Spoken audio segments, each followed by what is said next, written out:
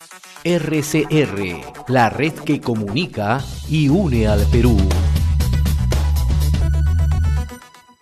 Profesora Matos, qué gusto saludarla. Gracias por atender la comunicación.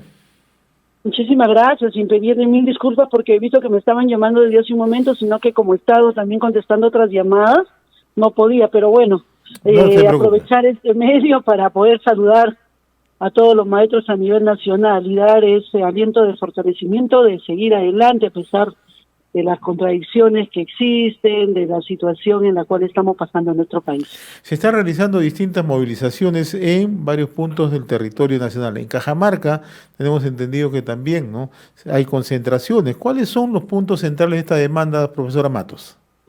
Mire, a nivel de la región de Cajamarca se están tomando como puntos principales lo que tenga que ver con el Ministerio de Economía y Finanzas, con el mismo Congreso, el 6% del PBI, la defensa de la escuela pública y no a la resolución ministerial 326. Y a nivel de la región de Cajamarca se está haciendo el eco de que nuestros gobernadores regionales tengan que emitir un documento al Congreso. ¿Para qué? Para que haya un pleno educativo en el Congreso y se tenga que abordar los problemas que existen en el sector de educación. Como ya le dije, la resolución viceministerial es el 6%, el pago del 30% de preparación de clase, los nombramientos para docentes, auxiliares de educación, un nuevo proyecto de sistema de pensiones, ¿no?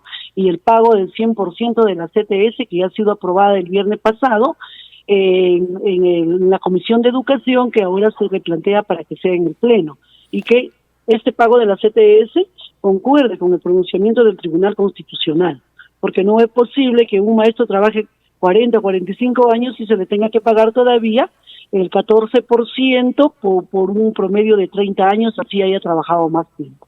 En el caso de Cajamarca, profesora Matos, ¿ustedes van a alcanzar un documento a la gobernación regional, sustancialmente en lo que concierne a exigir que se lleve adelante un pleno educativo? Por supuesto, sí, porque estamos en diálogo con el gobierno regional para ver los problemas a nivel de nuestra región, tema de conectividad, todo eso, ¿no?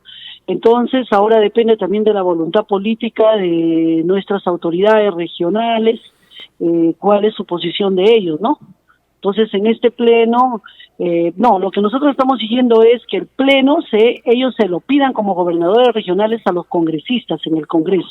Y por supuesto que cada uno también tenemos que trabajar en nuestro pliego de reclamos a nivel de nuestra región frente a las diferentes características que existen y que son propias de cada una de las regiones. Usted ha mencionado un conjunto de demandas sustancialmente que están ligadas al sector educación, ¿no? El tema del pago del 30% por preparación de clases, ¿por qué no se cumple? ¿Cuál es la razón que hasta el momento no se ha llegado a concretizar esos pagos? Mira, la situación es que la deuda que se debe al magisterio es millonaria. Y esa deuda, lamentablemente, el Estado no está asumiendo su rol de Estado, sino lo deja en las manos de los gobiernos que no tienen intenciones de trabajar por los trabajadores estatales del Estado, ni tampoco trabajar en beneficio de las poblaciones, ¿no?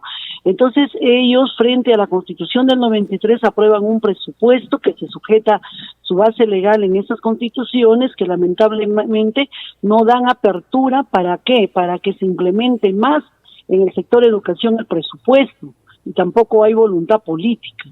Entonces, nosotros luchamos en el 2017, el 13 de mes de julio, pidiendo que sean 500 millones de soles anuales, pero se aprobó en ese momento, pero lamentablemente todos estos señores que se encargan de la cartera de Economía y de Educación, solamente generan los 200 millones, y esos 200 millones son míseros para que sean repartidos entre las 26 regiones del Perú, donde ya existen resoluciones judicializadas como cosa juzgada.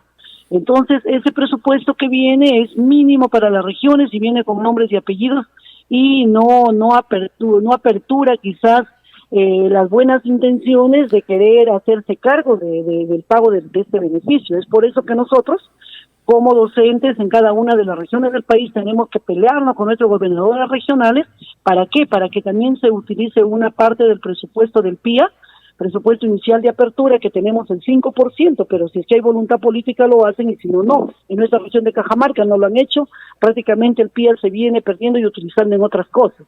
Pero lo que sí estamos logrando son los saldos presupuestales que pasen para pagar amortizar la deuda de los maestros, y esto sí se viene dando ya años anteriores, y este año estamos justamente en esa negociación con los funcionarios del gobierno regional para que estos saldos pasen a ser parte de esa amortización, porque en el decreto que ha salido del mismo Ministerio de Economía y Finanzas, acá en nuestra región prácticamente ha venido el pago para cesantes y jubilados, y no ha venido para activos.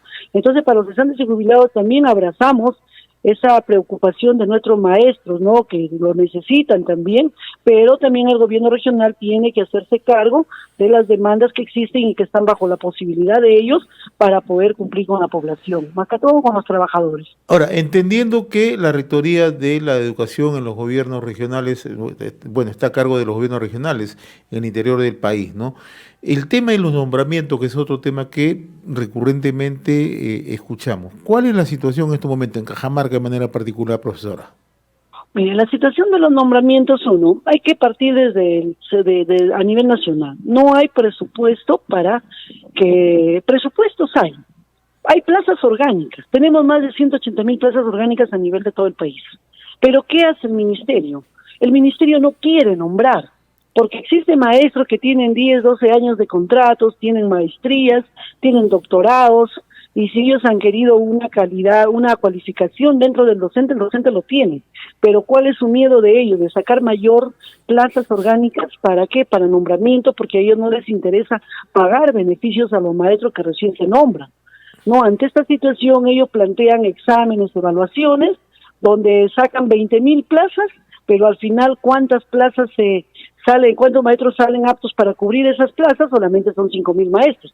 O sea, ellos prácticamente están jugando un escenario de querer apoyar, servir y comprometerse con el sector de educación, pero al final ponen sus medidas de restricción que se cumplan de acuerdo a como ellos lo planifican.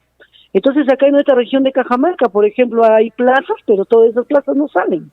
No sé, depende de cada una de las mujeres que no dan la información debida, o es que depende del mismo Ministerio de Educación que no quiere nombrar en esas plazas. Y los nombramientos, estamos exigiendo nombramientos para auxiliares de educación y docentes, porque por este año, por el tema de la pandemia, el Ministerio de Educación ha querido lavarse las manos, y quiere lavarse las manos dejando de lado que este año no va a haber nombramientos.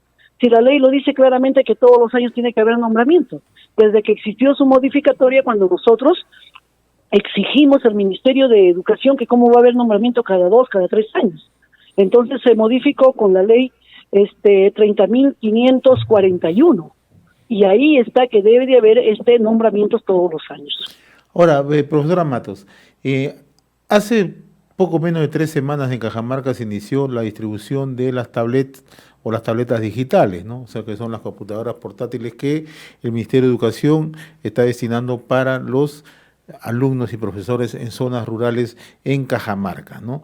¿Ustedes más o menos tienen alguna información cuántas tabletas se van a distribuir en Cajamarca, en qué plazos, y si siempre queda una brecha como la que en algún momento daba a conocer el propio director regional de educación? ¿Ustedes tienen esta información, esa data? Mire, él prácticamente lo que hace es dar una información, pero cuando nosotros le pedimos la documentación pertinente, ¿qué es lo que dice? En el portátil está. En el portal está. Entonces yo siempre le he dicho al secretario general, tú envía tu documento para que ellos te respondan con el respeto que tú te mereces, nos merecemos los maestros para que nos den una información objetiva. No, acá, cuando vino el señor expresidente, el señor Vizcarra, en Chota repartió 2,000 tablets. Aparte de eso, para acá, supuestamente, las cifras que dice el director regional de educación, que ha habido 143,000 tablets que se tenía que repartir, pero lamentablemente no existen esas 143,000 tablets, simplemente habían un promedio, creo, de 73,000 tablets, ¿no? Y eso no abastece, ¿para qué? Para que se pueda repartir a todos esos lugares donde los niños no tienen las condiciones. Aparte de eso, son tablets que no tienen internet y no hay conectividad. Entonces, ¿de qué vale que repartan esas tablets y todavía a la altura que ya estamos a un paso de terminar el año escolar? ¿No? Entonces, eso es otra parte de cuestionamiento a nuestro gobernador regional, porque él públicamente, a través de las entrevistas en los medios de comunicación a nivel nacional, ¿qué es lo que dijo él?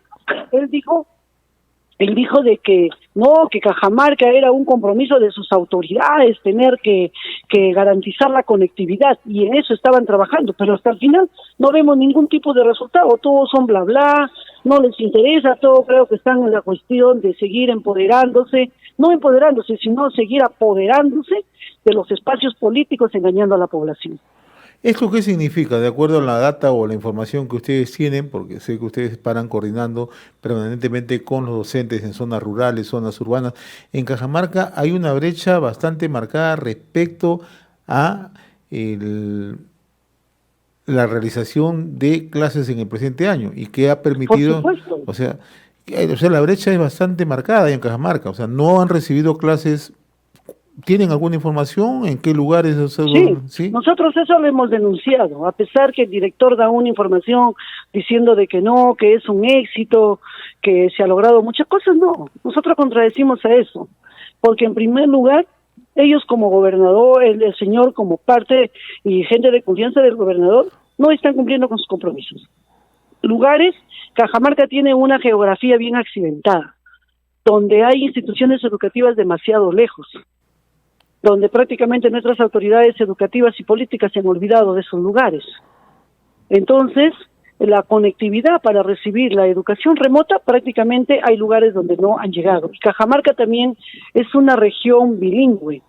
¿Por qué? Porque acá se practica el quechua. Y no se practica, sino se habla el quechua. Y lamentablemente no ha habido un programa específico en el tema de conectividad. ¿Para qué? Para que se realice el trabajo con esos alumnos quechohablantes.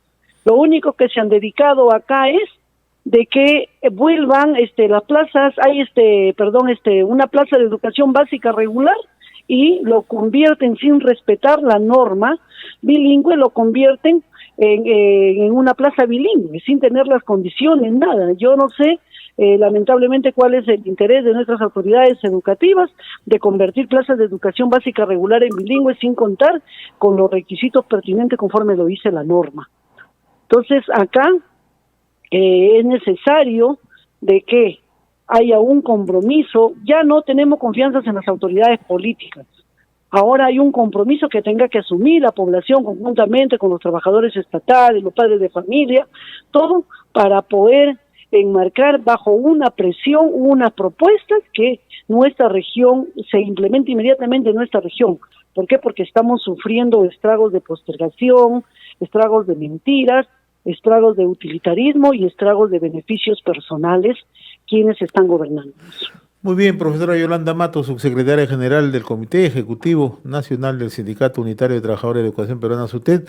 Ha sido un gusto conversar con usted. Vamos a estar siguiendo de cerca la movilización que tengo entendido se realiza en diversos puntos del territorio nacional y usted ya nos ha adelantado que están haciendo llegar un conjunto de demandas a la gobernación regional. Le agradezco la gentileza, muy amable. Muchísimas gracias, hasta luego. Hasta luego. RCR, la red que comunica y une al Perú.